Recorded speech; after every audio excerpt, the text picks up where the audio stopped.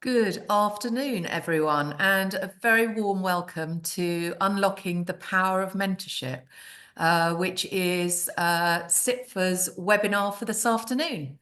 I'm absolutely delighted to be joined by Andy and Nick, who've very kindly given their time to talk to you about their experiences of being both a mentor and a mentee, because I think it's really important that we, think about the practicalities, and there's nothing like sort of experience for sharing what it's like. So what we're going to do in the next hour is I'll just give you a little bit of context and background.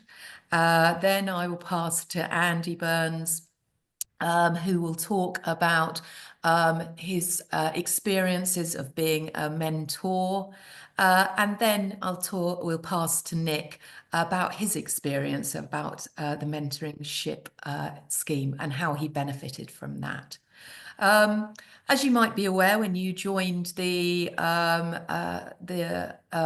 course of the webinar, this is actually aimed at aspiring CFOs. But having looked at the number of delegates, I know that there's not only a number of aspiring CFOs amongst you, but also there are some other individuals. So I'm sort of very warm welcome to all of you. And I think that everyone on this webinar will be able to benefit from hearing about the experiences of our speakers. So just a little bit about me. I'm Joanne Pitt. I'm the Senior Policy Manager here at SIPFA. So I am delighted that you could all listen and be part of this. As I mentioned, we've got Andy Burns, who's Associate Director. Andy was also a past President of SIPFA and a CFO. And we've got Nick Edmonds, and Nick is the Corporate Director of Resources. So that's the Section 151 officer at the City of Stoke-on-Trent Council. So very warm welcome to everybody. Just before we continue on, you'll know that, or those that are familiar with Zoom will know that there is a Q&A box.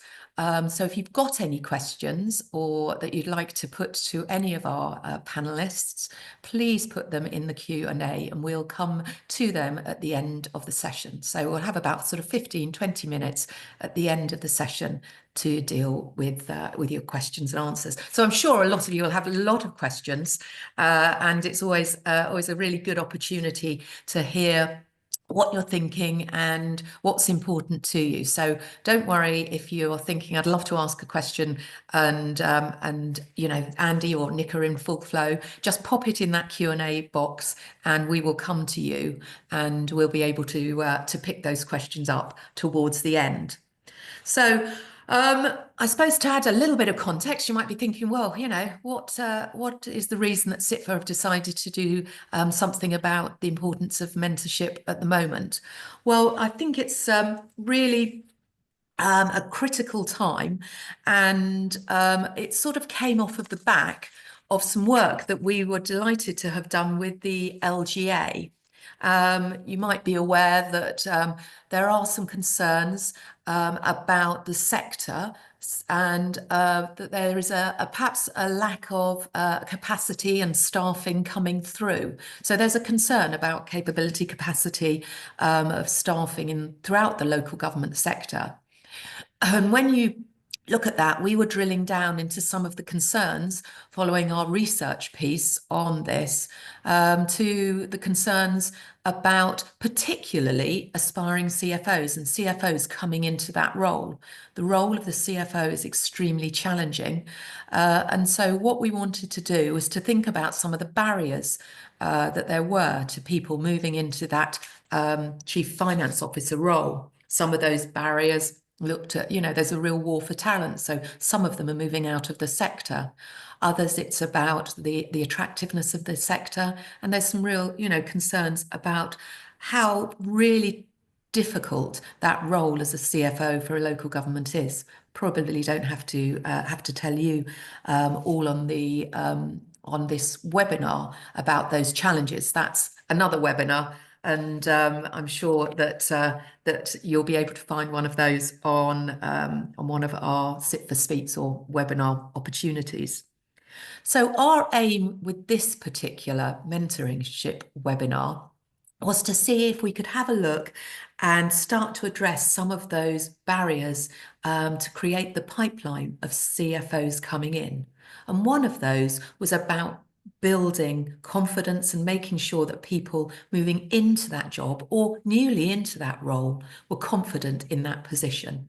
And that's where the role of mentoring sits. So hopefully that context allows you to understand why we want to spend an hour discussing this. And if you want to learn a little bit more about the work that we did with the LGA, we're sending some slides after this webinar. And that shows you the links to the piece of work and work planning, but it also provides you with links to SIPFA's role of the CFO, which is a document explaining what the role is about, the competencies and the skills that we would expect from a CFO.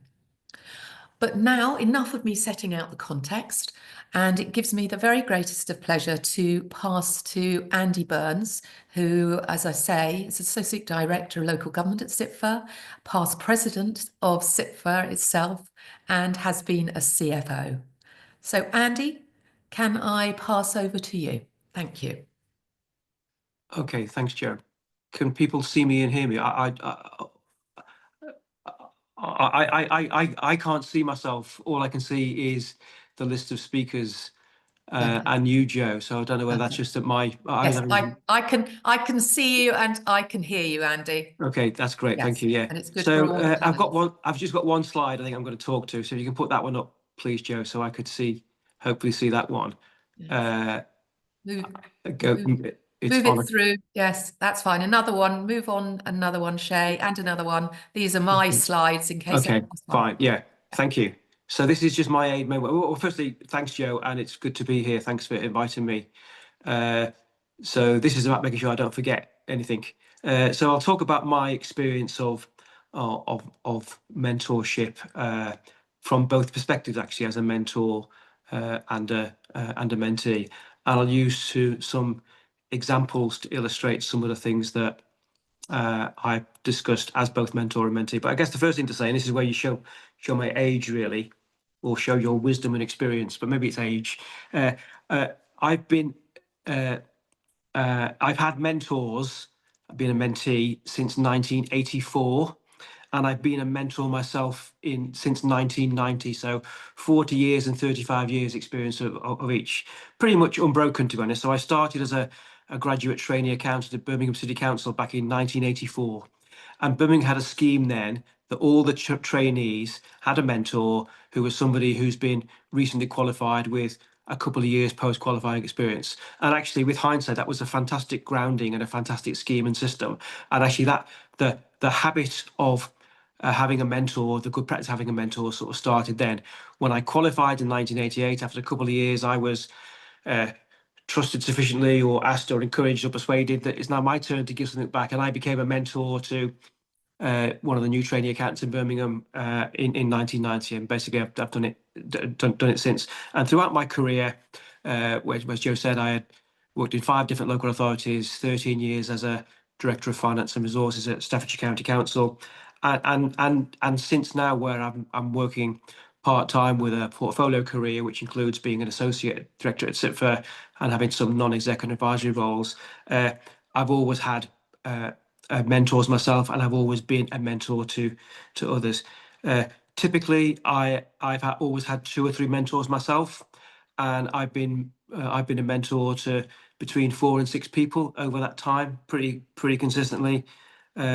And now I still have 2 mentors, even though I'm in a different role. I have somebody who's an experienced non-exec director and somebody who moved before me into sort of consultancy advisory work. And I'm still providing mentoring support to 4 people who are CFOs in other local authorities.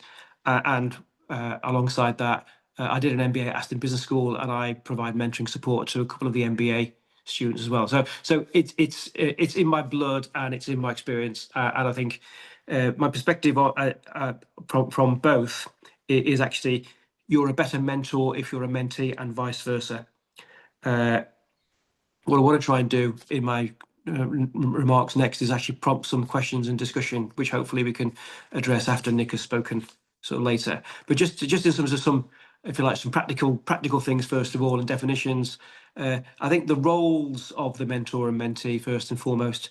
So as a mentor, the prime role is to support the mentee on their career development sort of journey, help them discover themselves. It's about sharing knowledge and experience. It's about providing advice and support.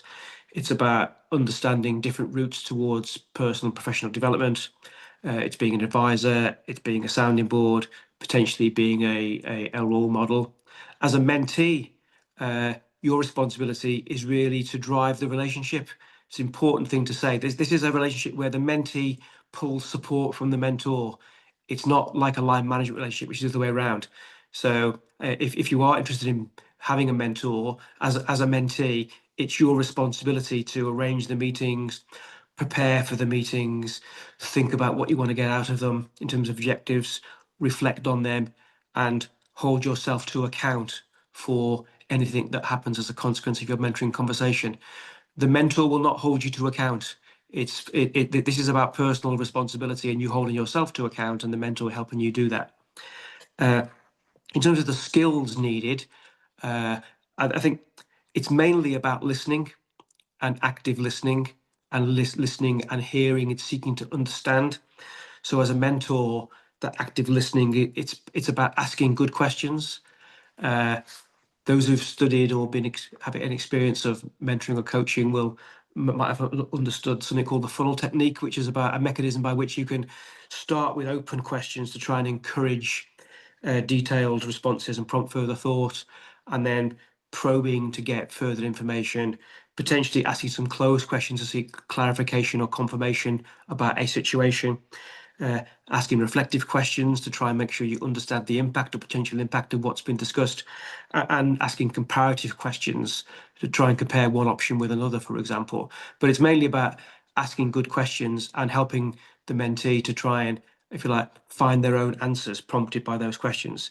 The mentee needs to be, I think, proactive and also practice really listening and really hearing and really understanding. All types of questions are relevant, but I think it's mainly about listening and active listening. The benefits that Joe mentioned, I think confidence is a key one that flows from this. In my experience, as a mentor in particular, usually somebody seeking my advice and support, they will usually know what to do. They'll have thought it through themselves, but actually confirmation that actually your thought process was correct, the issues you're taking into account were correct, and the action you're proposing is a reasonable action, and testing it. But the confidence that comes from that, I think, can be really quite powerful. Other benefits for the mentee, obviously helping you progress in your professional career and your career alongside your life and work-life balance, and increasingly over the recent years, conversations about getting the right work-life balance alongside professional responsibilities has been really important part of mentoring conversations. You'll develop your skills, your knowledge, capability, you'll enhance your networks, and it will help you solve problems or deal with tricky issues. From a mentor perspective, it helps you develop your listening and questioning skills, helps you give something back. I've benefited hugely from the people I've mentored, and the reason I do it is because of my benefit, and I want to try and hopefully share some of my experience with others. But you also gain insights and perspectives from people who are at a different stage of their career, and I've learned much more from people, if you like, are behind me on the career curve, who are on the way through, about what's going on, and new things coming through. So without being too flippant about it, mentoring younger people helps keep you young. Just think about what it isn't. Mentoring isn't coaching, nor is it counselling, nor is it therapy, although a good mentor can maybe signpost you to any of those if you feel you need them at some point. But it is about helping you find answers to your own questions, and then giving you confidence that the actions that you're maybe going to take forward are reasonable, and issues then about how to handle implementation. Practical things, you'll need to agree between you about frequency of meetings, location, timing, whether they're in person, whether they're on Teams. Uh, the chemistry between the mentor and mentee is really, really key. You need to get on with your mentor or mentee and be able to trust each other. So you spend some time finding out about each other, whether it's about what's going on in their work and what's their life with their career history, and then start to think about developing some objectives about what sort of things you can help with, particularly at the start of a mentoring relationship, and things like a SWOT analysis, helping you understand strengths, weaknesses, opportunities, threats might be a useful mechanism to try and kickstart some of that. And also practical issues about contact between meetings. Typically, although it does vary, most of my mentoring relationships have been meet approximately quarterly, with the occasional additional ad hoc discussion. If, for example, there's a particular tricky issue they're wanting to advice or support with, or you're at a point where you think about, should I apply for this job or shouldn't I apply for this job, etc. But typically quarterly. But that doesn't mean to say you can't make contact between sessions, and we encourage you to do that. But that all needs to be done with agreement. And then after a while, I think it's important to review and evaluate how it's working for each party. So at the end of each year or each cycle, just think about what went well, what could be better, what could be different next time. Were my objectives met? Did I get out of it what I was hoping for? And sometimes using sort of smart criteria about objectives, whether they're specific, measurable, actionable, realistic, time bound, those sort of management development sort of techniques that you're familiar with, I'm sure might be helpful in terms of thinking about, did you get out of the relationship what you hoped for or expected? But don't get drowned in the paperwork. You might well want to take some action notes to help you hold yourself to account as a mentee afterwards. But the conversation is much more important than documentation. But the discipline and rigor of having them scheduled, preparing for them in advance, and reflecting on them afterwards, I think is really, really key. Doesn't always work as you hope or expect. There are some challenges. I mean, generally they're pretty positive, but sometimes there are issues. And I think in my experience, there's probably three things that typically don't always work as well as you might expect. One is about you might not gel as a relationship, and if that happens, that's nobody's fault. What I would say there is find a different mentor or mentee rather than give up on the process. Sometimes expectations are different. A mentee might expect the mentor to find them a new job or to step in as their line manager. Neither of those two things are, I think, appropriate in a mentoring relationship, but actually helping you think about how to handle your line manager if there are difficult issues, or how to think about applying for the next job. They are perfectly legitimate things to talk about, but no, a mentor is not a job seeking agency, nor is it a substitute for line management. And finally, as a mentor, be honest if you feel that you can't help or support, or you haven't experienced something that you're being asked about. Maybe think about signposting elsewhere, but don't pretend or assume knowledge and experience you haven't got just because you think you're supposed to have it. But again, they're sort of things to bear in mind rather than things that necessarily what you expect to happen frequently, and they certainly happen rarely in my experience. One thing people do often talk about, I'll just say a few words about it, and that's about confidentiality and the duty of care that a mentor has. Firstly, confidentiality is absolutely critical. It needs to be agreed and assured. And all of the conversations we have are safe space conversations. And only if by agreement the mentor would like the mentee or vice versa to raise it with somebody else outside that relationship, you would ever do so. But that confidentiality being assured and trusting somebody with that confidentiality is key. It would not work as a relationship without it. But as a mentor, and thinking about the mentor now for the mentee, the mentor will have a duty of care to you as a mentee, and that will apply to where you meet and making sure it's a safe space and any information you might share with them. Because if at any time the mentor feels that you are at risk as a result of what you share with them, either in your personal or professional life, they will have a duty to take appropriate action to alert the appropriate authorities. That might be an HR department or a professional body. or the health service, so they can help and support you appropriately. But only when that confidentiality in that other organisation is assured. That confidentiality will not be breached. But a mentor might encourage a mentee to actually raise an issue of concern with another organisation. But they will hold that duty of care, and that's something that some people are sometimes concerned about. Happens rarely, but it's just helpful to be mindful of. So some of the examples then of the sorts of things for me as a mentee I've talked about with my mentors, they tend not to be technical financial issues. They tend to be about relationships. They tend to be about political relationships, which are difficult or challenging. They might be about professional relationship with peers or colleagues, which maybe aren't working as well as hoped or expected. They're sometimes about ethical issues where you maybe, as a prospective CFO, you're being asked to do something you might not be comfortable with professionally or ethically. They are often about career development, and they're sometimes about handling really, really tricky issues and try and help you have a sense of perspective and proportion when you feel consumed by an issue that isn't going as well as you hope or expect. And as a mentor, the things that people talk to me about most frequently are often again about relationships, whether they're political ones or professional ones. Sometimes about staffing issues, dealing with tricky members of staff or well-respected members of staff who are having a challenging time. Sometimes about work-life balance, often about career development and stakeholder management issues. Uh, um, there might well be a technical issue, and as a CFO, you might not have the technical answer, but what you can do is signpost people to somebody who might have the ability to have a technical conversation. I'd likely refer you to my chief accountant or head of pensions and treasury rather than pretend to answer a technical question if I was asked that sort of thing in a mentoring relationship. So finally, then, so I guess my advice from my 35/40 years experience of mentorship. First one is be both.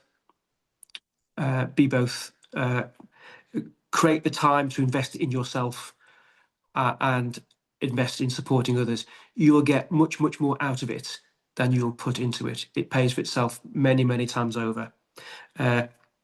Chemistry is important with your mentor. Try and find somebody who maybe has been through who's on a similar journey that you've been on yourself. Maybe somebody who's progressed through into senior position on a path that you're on. If you're a woman or somebody from black and minority ethnic groups, you might well find that you want a woman mentor or a member of a similar ethnic background. I absolutely get that. I understand that. I would say maybe think about having more than one mentor. Middle-aged white men are often the gatekeepers to progression, so understanding the perspective that they might bring, as well as what you might get from somebody of a gender or ethnic group that you're more familiar with or you'd like support from. But that getting on is really important. You need to be honest with yourself during the conversations. Ideally, your mentor should be outside your line management arrangements. Usually better from outside your own organisation. Although if you're more junior, that might be more difficult. But use your professional or other networks to try and find mentors outside of line management rather than within line management. I think they can be much more powerful. It's much easier to talk about confidential, sensitive stuff outside of your line management arrangements. It's not for everyone. I would say that. It can take you outside your comfort zone. And if you don't like being outside your comfort zone, it might not be for you. But what mentoring can do is help you get more comfortable being uncomfortable. I'll stop there and then look forward to some of the Q&A that will hopefully follow as a consequence of my presentation, and I know Nick to follow. Thank you. Thank you, Andy. I mean, that was fantastic, and all your wealth of experience. I think one of the examples that showing that that can be used for new and aspiring CFOs. It's really important that within our sector we share that sort of wealth of experience, and often. When I talk to CFOs, particularly new CFOs, they maybe think that they're facing something for the very first time, and I can almost guarantee that that talking to some of the CFOs that have been in the role a number of years, they will have faced something very, very similar. So thank you, and I think that that's given a lot of food for thought over, and hopefully we'll get a number of questions relating to some of those key areas. So what I'm going to do now is, it gives me great pleasure to introduce Nick Edmonds, who will be talking sort of from his experience and hopefully how he's benefited from this type of interaction, maybe picking up on some of the things that Andy's already said and building on those, but also about his own personal experiences and what he thinks this type of support has helped him in his career. Nick, can I pass over to you? You can. Hopefully everybody can hear me okay. I apologise Yes, for the background in advance. The SIPA background turned me into a ghost, so we decided to turn it off. Good afternoon, everybody. I'm Nick Edmonds. I'm currently the Corporate Director of Resources and Section 151 Officer at Stoke-on-Trent City Council, as Joe's outlined. I've worked for the City Council probably about 22 years on and off. I've spent a little bit of time away, but started out as a graduate trainee and have progressed through various roles with the council to the current role of corporate director, responsible for finance and a number of wider areas, you know, in terms of sort of digital, customer services, legal, governance, etc. The sort of general things that you would expect with this type of role. I've actually been the 151 officer for around 9 years now, but previously held that role as assistant director of finance before it was converted into a corporate director's role. I mention that because I think there will be some relevance to that point when I come back to just talk about some of my own reflections and experiences. So I've just been asked to give an overview, as Joe said, from a mentee's perspective and what I've learned as a finance professional and a senior leader through mentoring and hopefully by the end of my presentation you'll see that I'm an advocate for it. So just in terms of context, I've been lucky enough to have two very experienced mentors over the last 4 to 5 years, both with a vast amount of experience in similar roles to one that I've done or I'm currently doing, and in terms of the wider public sector, and that's been really invaluable to me from both a professional and a personal perspective in my own development. But what I thought I'd do initially was just sort of step back to when I became a 151 officer and just sort of set out the journey that I've been on personally and the council's been on. And I'm sure it will resonate with some of you in terms of some of the challenges that you face now within the role. So back in about 2016, I took on an interim role as assistant director and 151 at the council. At that point, I'd only been a head of service for about 2 years, so I hadn't got a significant amount of experience at the senior level at that stage, and it was a time of really significant change for the council. There'd been a new administration that came in. It was a new political group. It was an independent Conservative coalition that had come in, previously having been a Labour administration. The previous chief executive had gone. The Section 151 officer had gone. And essentially there was a new management team that was sort of stepping up into new roles.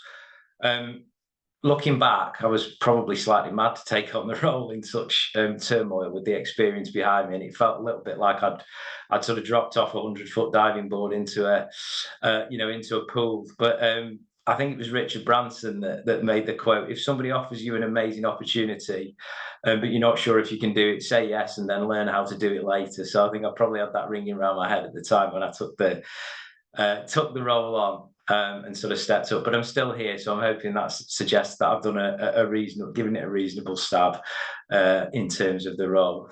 So since taking that on, you'll be well aware local government faced a raft of challenges, and I think Stoke in particular has probably experienced all of them in some form or another. Whether that's sort of the political changes that I talked about. We had an inadequate Ofsted, we had soaring demand for services. We've had a capitalisation in that period. We've been part of the National Safety Valve Programme, EFS. We've got a PFI expiry going on at the moment. We've got ERP implementation, and obviously cost of living and COVID and you know, the list goes on, and I'm sure a number of you can resonate with those things. Alongside that, we've had changes of sort of chief execs, leaders, portfolio holders. All of those got different styles and priorities. One of the first things I had to do when the current chief exec came in was tell him that we needed a capitalisation direction. So that was an interesting first conversation. I'm really lucky in that I've always been surrounded by good colleagues at Stoke in terms of them being supportive. But I think being a 151 officer in the current environment is really challenging. The relentless pace that we face and some of those issues that I've outlined can mean that, you know, from a responsibilities perspective, it can feel a little bit lonely at times. And why am I telling you all that in relation to mentoring? Well, I think because when I started that role, I was a little bit late to the party with mentoring. I didn't have a sort of a professional personal mentor at that point. I dabbled with it a little bit in earlier stages of my career, but I don't think I'd really taken it that seriously. I always felt that I was too busy in terms of being able to take that time. And I guess possibly we were a little bit insular at that stage as an organisation. So probably for the first 4 years of that journey that I've just described, I didn't have that professional or personal mentor. And if I could go back to the beginning of that journey, the advice that I'd probably give to myself would be to find, you know, a good mentor, or as Andy said, you know, a couple of good mentors that are outside of your organisation, that aren't sort of directly responsible for line managing you, but can provide some of that independence and sort of sounding board and professional support that you need in a challenging career. So that's the sort of the context and the backdrop. I guess there's two aspects for me in relation to my experience as a mentee that really have helped me, and Andy's touched on a number of those. I'd sort of break them down into the professional aspects, so you know, those leadership skills that we've talked about, the corporate governance side, etc. And then the second aspect for me, that softer skills side, that introspection, you know, how you deal with the mental side of the role, you know, how you address you know, the sort of imposter syndrome that we often all feel at different times, and deal with those competing demands or with difficult people and scenarios. And I'd say for me personally, it's probably that second aspect that has helped me the most, you know, over recent times, and sort of getting through some of those challenges. I'm lucky in that I've had two mentors, and naturally, the two roles, the two mentors, sort of the role that they fill has gravitated slightly. It's balanced itself out slightly, actually. One more on the professional side, one more on the second softer side. But both have really given me, you know, a lot of confidence within my role to sort of reflect on what I'm doing and how I'm managing different aspects. So to put a bit of meat on the bones from my perspective, from a professional aspects perspective, I think as Andy's touched on, sort of accelerated career growth and development, that exposure to senior leadership and thoughts and advice, some real world guidance in terms of you know, their experiences and how that can help me think about my own role and how I should you know, tackle some of the issues that we've got, and some of those networking opportunities. Enhanced knowledge and skill building. So again, it may be sort of pointing in the direction of getting some technical advice or problem solving, and just thinking through some of those complex situations you face, and how you sort of handle some of those things. And I think, as Andy said, quite often you know the answer yourself deep down. You sort of know the right direction to sort of move things in, but it's really helpful just to sort of discuss that and reflect and bounce those ideas off somebody that is independent from your organisation and can help and support you with that. Increased confidence and sort of career direction, so sort of personalised sort of feedback, helping you self-reflect and think about your goals. You know, and just hold a mirror up to yourself sometimes with that with that sort of mentor supporting you in that role and helping you reflect on the questions that you need to ask yourself. Probably a bit about improved decision making and sort of risk management and how you learn from the experiences and I guess make better judgments by talking things through with somebody that is independent. And also, I guess, sort of helping a little bit with that long-term vision. Sometimes we can all get caught up in the day job and having some space out to reflect on what is the longer term vision that you've got in terms of where you want to take the organization, your career, the things that you need to fulfill within your statutory role. I think are really helpful again to sort of bounce around with somebody that is independent and help you almost order and think about your own personal reflections. So that's what I'd say from the professional side. From the softer side and sort of the emotional and sort of psychological support that I think mentoring can help you with. I think one is sort of getting off that hamster wheel, as I've said, creating a bit of time and space to think about things, see the wood for the trees and remind yourself strategically what's important.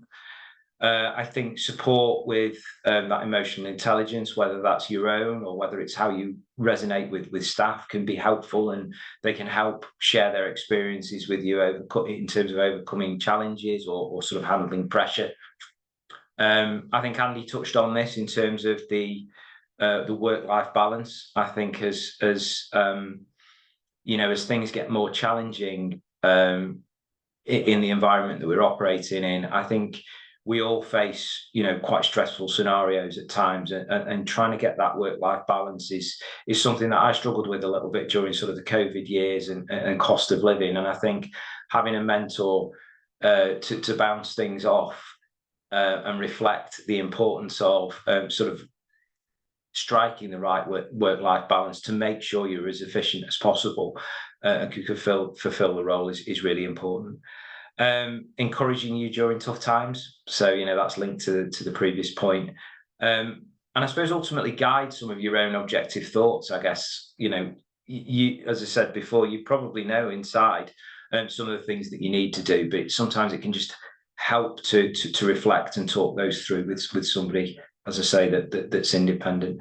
And then the final one for me actually is one of my mentors is really good with quotes, and they're brilliant with quotes, and they stick with me quite a lot. So, I actually use those at times to kind of give myself clarity of thought when I'm in a difficult moment or I'm thinking about things, and a really good mentor I think can do that for you. I sort of find myself coming back to some of those quotes sometimes, which are really helpful. I think then sort of thinking about how you can pass some of that on to your teams and work with your staff and give something back, as Andy said. So what would I say, I guess, in terms of my conclusions? Been hugely helpful to me professionally and on the personal front. Helped me manage some of the self-doubt that I've had at times in terms of sort of questioning myself, and helped me to reflect. I think one of the takeaways I would say to everybody is it's never too late or too early to find a mentor. I started late with it. I wish I'd started earlier. So I would encourage you, whatever stage of career you're at, to really think about it. I think, as Andy said, find the right mentor. Finding the right mentor is important. We won't get on it with everyone in life. I think you need to find somebody that you trust and respect. And I think that is important to the role, the role of mentor. I'm just going to approach people. I think I found people are generally willing. Be open and honest in terms of the conversations that you had. I think it's the only way that you will be able to self-reflect and grow. Be receptive and open to sort of challenges and alternative views. Invest in the relationship and get the most out of it. And I think that's probably it, actually. I think, I'm immensely grateful to the support that I've been provided with. And I hope people have found that helpful, just in terms of bringing it to life a little bit in terms of sort of personal experiences. If anybody would want to talk to me about it on a personal level, happy to do that. But hopefully that gives a bit of a flavour of my journey and how mentoring has really helped me, particularly over some of the challenges that we've had in recent years. Thank you, Nick. That was really great and absolutely really inspiring as well. I think, picking up some of those themes that Andy was talking about your confidence and about learning, and all of those things. You know, it's a really difficult role, that role of the CFO. Yeah, I think that you know, you quite rightly revert back to the Richard Branson concept. Think about it too much, you're going to take the role on. So I think it's absolutely fantastic that you know, you've been able to share that with us, and I really, really appreciate that. I'm conscious of time. We've got about 15 minutes left, and some of those eagle-eyed of you will spot that we've got an additional panelist, Amy Beaton from the LGA.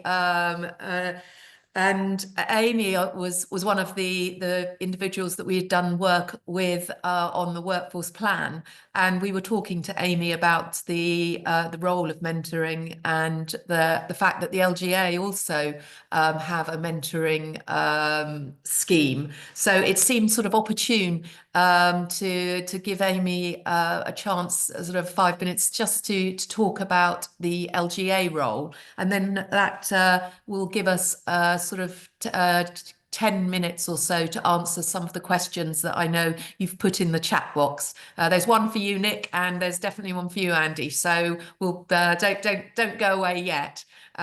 Amy, are you there just to sort of give us 5 minutes on the mentoring scheme? Because it's important that we're aware that you know, that it's important for everybody, this type of mentoring, and that it is it's not something just for CFOs and the aspiring section of CFOs that we're talking about here.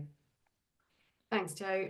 Yeah, hi, my name's Amy Beaton and I work in the finance improvement team at the LGA. And been really interesting actually listening to Andy and Nick, really thoughtful perspectives there. A couple of years ago, we set up our national mentoring scheme for CFO and deputy CFOs at the LGA. And so basically, this is a little bit of a promotional opportunity here to say, you know, we appreciate that there are many different schemes out there, some of them regional, etc. But this is an extra one if people want to get involved. So we're always looking for people to apply to be a mentor or a mentee or both. And that registration is open all year round. One of the things that we do as part of the mentoring program is do some training. So we've actually got some mentoring training coming up on the 3rd of April. It's a virtual online one between about 9:30 to 1, so about 3 hours training. So if anyone's interested, I can pop something, I think, in the chat so you can see the details for the link to our website. But yeah, I think everything that you've heard Andy and Nick says sort of stands, and I think supporting each other, having a mentor is a really important thing in the workforce, especially today with the current pressures, and that support for resilience and having a safe space to be able to talk about things is really important. So I'd encourage you to sign up to a scheme, even if it's not the LGA one, but we all work together anyway, so I'm just happy to support it. So I won't take up any more time. Try to do it under 5 minutes, which I think I did, because I appreciate there are already a number of questions, but also happy to be contacted if anyone wants more information on the LGA programme. Thank you. Oh, I think you're still on mute. There we go. Yes, lots of schemes, and it's really important that we are able to sort of combine the skills across the piece. So we've got a little bit of time now for some Q&A. So I am going to put you on the spot. So thank you all for your questions. Really appreciate those coming in. I think I'll send the first one to Andy. Andy, have you ever embarked on a mentor or a mentee relationship that just hasn't worked? And how do you go about making it workable? Are you able to take that?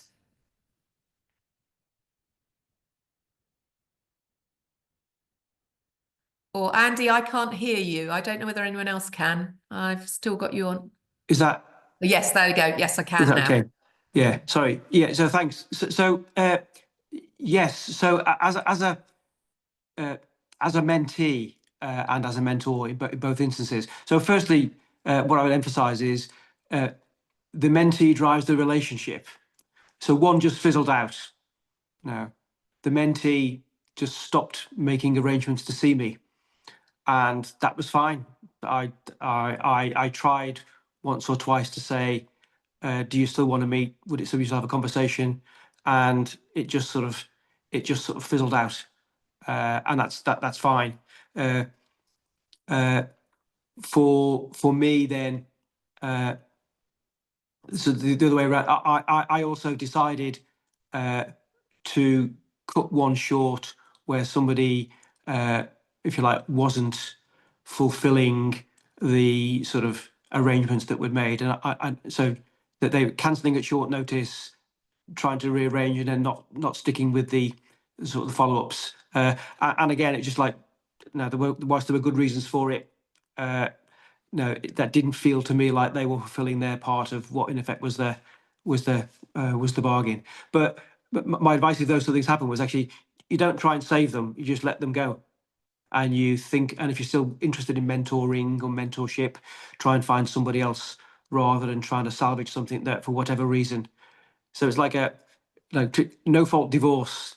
You can't rekindle a relationship which is for whatever reason fizzled out. So don't try and do it. Just try and find somebody else.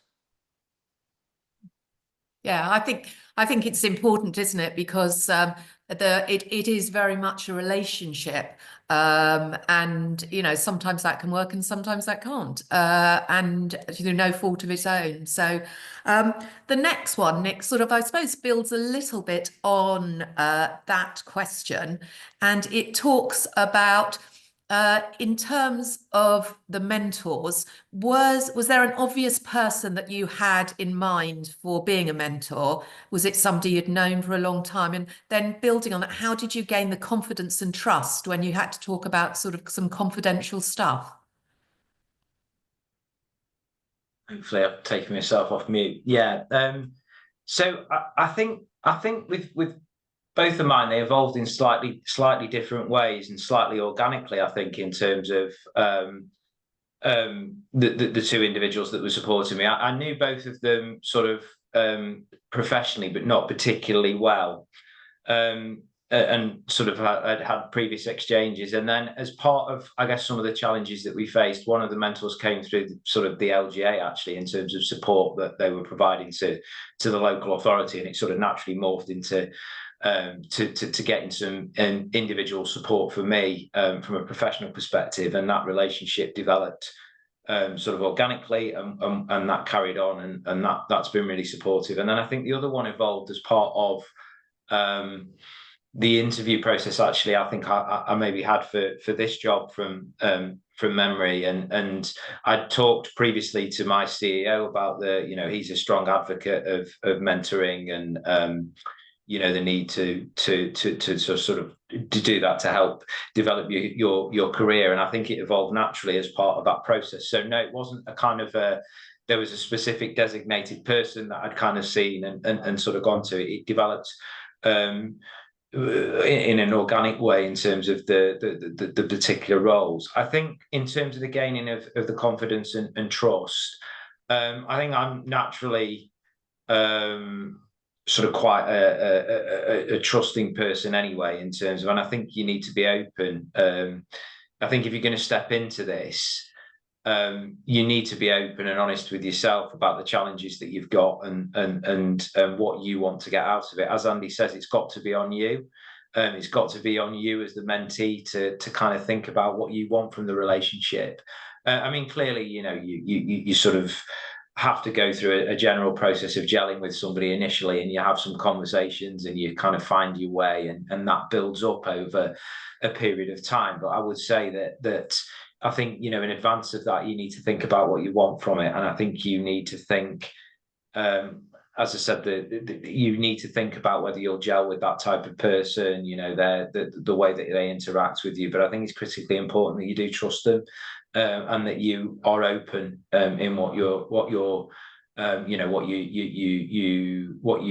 tell them and sort of think about. And that's the only way that you'll get the most out of a mentoring relationship, I think, is to be open and honest and get them to help you try and self-reflect, I think.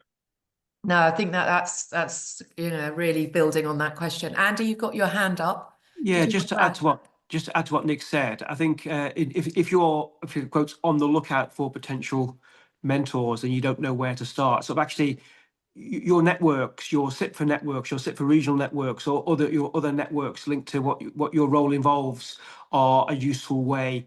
So actually go to things and go and meet people outside your organisation through those networks, and that might be a route by which you might find somebody if there isn't an obvious internal route, as well as there are some of the treasurers societies, SIPFA, the LJ, others have sort of mechanisms, but actually you should be active in networks as a way of trying to identify potential people who might be able to offer you mentoring support. Just one thing I'd add to what I said before as well was in terms of the point around the highly confidential information. I think, certainly the mentors that I've had are obviously professionally qualified. They've fulfilled the role. So I think they know and respect the confidentiality that you've got to face as a position. And I think, you think about that as well when you start that relationship in terms of their professionalism, their role. Yeah. Yeah, I think Andy makes a really good point there that, obviously we've got Amy on the line and sort of one, as the slides go out, we've got at the end of there just saying if you're interested, you can drop a line to us. And also the sort of, yes, I know West Midlands has a really active mentoring scheme. So if you've got time, visit their website and you can have a look at some of the examples they've got there. Nick, and I suppose this comes back, excuse me. What somebody was saying, it's quite a practical one here. Everyone's very busy, and this might be one for both Nick and Andy. Do you think there's an optimal time and number of sessions? Sorry, did you jump in, Andy? So I think I mentioned sort of quarterly is probably enough. Then there might be times it might need to be more frequent if there's something going on in particular, but generally most of mine, so the people I mentor tend to be quarterly. As I got more experienced, when I was drawing on people who mentor me, it was usually we'd just find time to bump into each other once or twice a year at events or conferences or other things. But so typically when I was drawing on support for people mentoring me, that was probably a bit less frequent than that. But the people I'd mentored it started off as quarterly, and sometimes it became more frequent and sometimes it became less frequent. But I think even if it's a short conversation, I think the regularity of doing it quarterly in a sort of systematic way. I'm a great one for being systematic about things and having disciplines and habits which are good. Even if you don't necessarily need long conversations, checking in once a quarter, even if it's only for half an hour, I would commend that rather than think, oh, I'm only, because if you only meet once a year, so much can happen that it's not always easy to sort of get a sense of perspective and proportion about things. Whereas if you're in more regular dialogue, you get a sense of where things are coming from and where they're going to. So I would start with quarterly, but Nick might have a slightly different take. No, I'd agree with that completely. I think that feels about right, and I think what is invaluable is once you've built that relationship up, even if it's just to drop a quick text and say, can we just have a 5-minute conversation about something? If there's something in between that, just to say, I've got some thoughts. Can I just bounce this off you? Because I'm sort of grappling with it is really, really helpful. But in terms of that, that overall kind of ongoing relationship and reflection, I feel like quarterly is about the right the right balance. But yeah, as you say, you might flex it up and down if you're dealing with something particularly heavy at any given point. Okay, so I think we're sort of landing on that quarterly. sort of meeting and saying not, it's not specifically for a length of time. So I think that that's really important from a practicality point of view. I noticed, and thank you very much, Sean Prosser has from City, from the regions, so particularly from the Midlands, which we've already mentioned, has popped some links in under the chat. So we'll make sure that that is also sent around. I'm afraid now our time has reached its end, actually. We've got a couple of queries that are really good, and we will come back to them and answer them in sort of written format. One about external mentors, particularly those from the public and private sector. I think that's a really good question.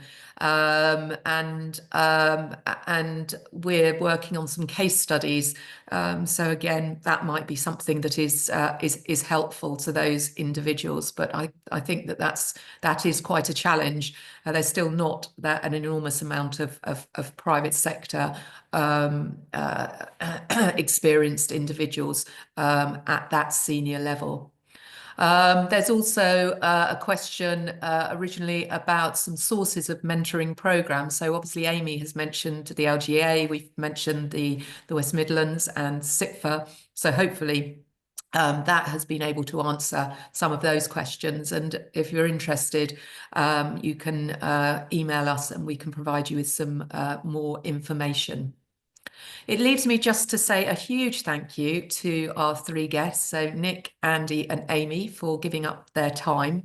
Really appreciate that. And I hope that those of you who have been listening to the webinar have found something new and interesting, something you didn't know before. I think that's the sort of one of the things that we like to do with regards to SIPFA webinars. And listening to people who've been through that experience, I think is really invaluable. So that you can take it back and think how that will reflect on your work and your career paths and experiences. So it just leaves me to say, I hope you all have a very good rest of the afternoon. This will be recorded and will be uploaded to the SIPFA website. So if you want to rewatch it, you're more than welcome to. And thank you very much for your attendance. Thank you all for speaking, and I hope you all have a good rest of the afternoon. Bye-bye.